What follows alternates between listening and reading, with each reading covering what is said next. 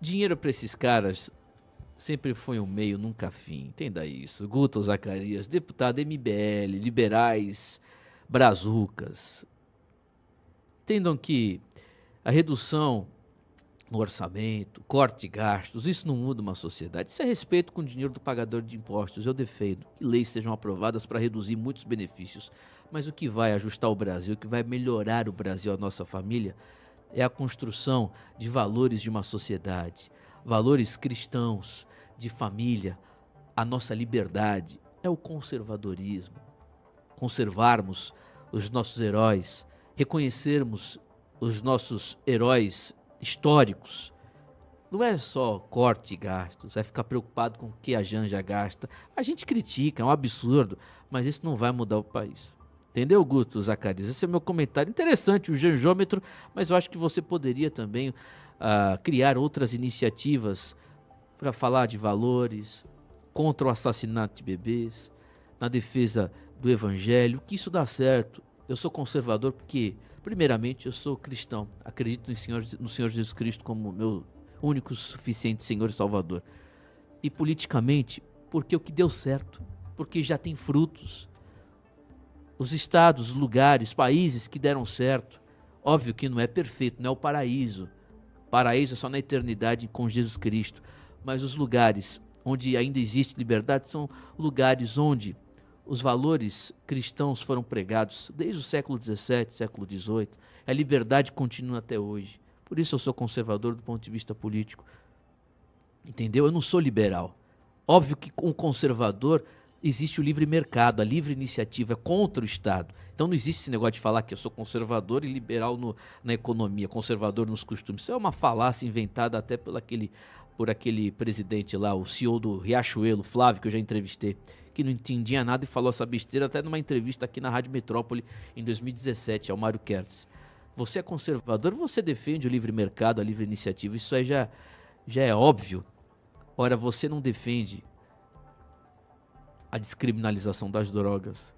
Você não defende o livre pensamento e o debate sobre o assassinato de bebês.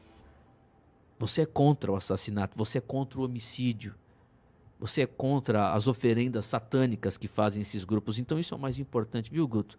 Só para você entender, eu vejo assim a esperança que tem muito jovem que está no MBL, como esse aí.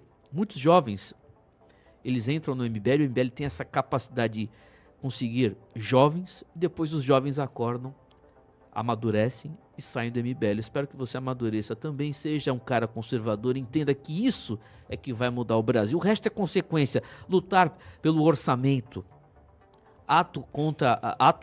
ações efetivas contra a corrupção, isso é consequência, é o óbvio, né? O óbvio, meu querido ouvinte. 9h51, Vanessa Moreira. Eu tô entrando aqui no janjômetro. Achou aí? Achei aqui o janjômetro. É realmente bem interessante aqui, olha. 63.035.823,95 é o janjômetro até agora. E você ainda pode fazer um cadastro para receber notícia atualizada do gasto da primeira-dama. Engraçado. Eu gostei, Timóteo, dessa iniciativa aí do janjômetro. Acho bastante interessante, porque isso expõe o gasto público. Não que eu considere isso mais importante, porque se não tem ilicitude, não tem muito motivo, né? Mas isso mostra o que está sendo esbanjado, assim, o custo-benefício das coisas, né? O gasto em relação ao que traz de benefício para o povo. Eu acho que o que a gente precisa, de fato, é trabalhar para que o dinheiro público seja tratado com mais critério pela classe política. Então, assim, melhor do que um janjômetro é uma mobilização para que os direitos financeiros dos estadistas do nosso país sejam reduzidos.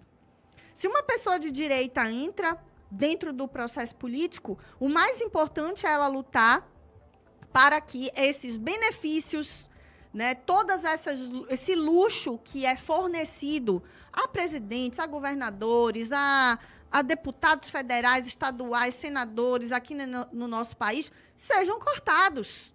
Só que, na maioria das vezes, as pessoas entram lá e não buscam se unir em prol desse tipo de proposta. E assim, por mais que a proposta hoje não seja validada, tenha inviabilidade, ela precisa ser falada. A gente precisa de gente que não tenha rabo preso com a política no seu sustento pessoal, Timóteo, ocupando espaço dentro da política. Porque essas pessoas, sim, elas vão botar o dedo na ferida, elas vão tomar medidas impopulares. E a gente não tem isso hoje no Brasil, infelizmente. Mas o janjômetro é um modo de expor a primeira-dama, não é o ideal. Eu acho que o melhor mesmo é agir com mais critério, mas não deixa de ser engraçado e não deixa de ser válido. Para! Não vai embora não. Você já é inscrito nesse canal da Brado? Pelo amor de Deus, inscreva-se agora. youtube.com/Brado Rádio. Mande para todo mundo nos grupos de Zap que você faz parte. Um abraço.